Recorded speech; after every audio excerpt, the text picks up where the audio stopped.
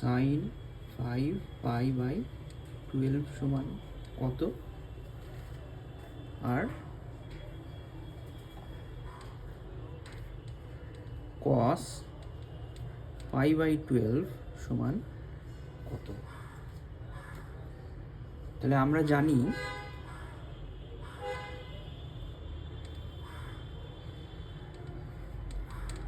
Sign a plus B সমান কত? Sign এ কস B plus cos এ sine B, তাই তো? তাহলে সাইন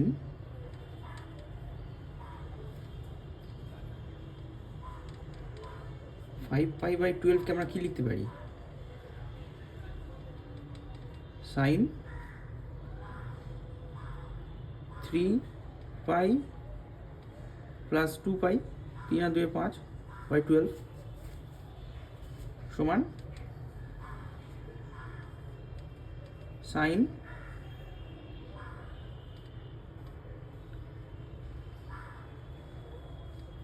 3π/12 প্লাস 2π/12। তার মানে কি সাইন এটা কেটে গেলে কত হবে? π/4, আর এটা কেটে গেলে π/6, তাই তো? তাহলে কি হলো? Sine a plus B. তাহলে simply sine π/4 cos π/6 plus cos π/4 sin π/6 sin a cos b plus cos a sin b।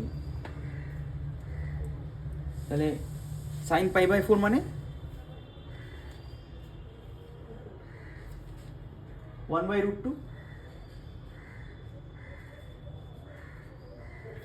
R cos π/6 মানে √3/2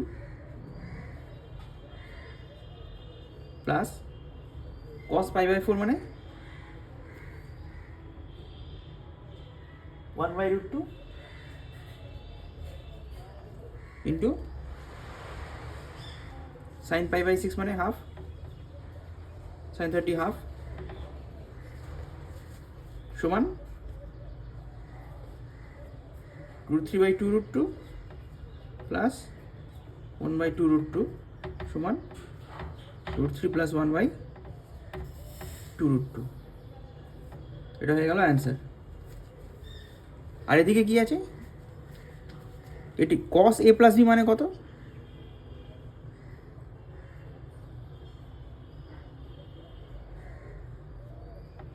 cos a cos b minus sin a sin b, এই তো? তার মানে এটাকে আমি যদি cos π/12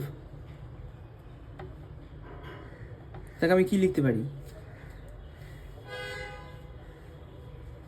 ওই একইভাবে লিখব 3π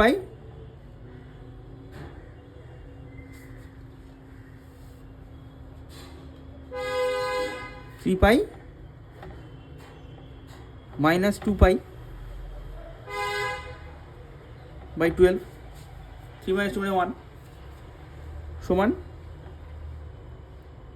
সরি এটাকে এখানে cos লিখতে হবে,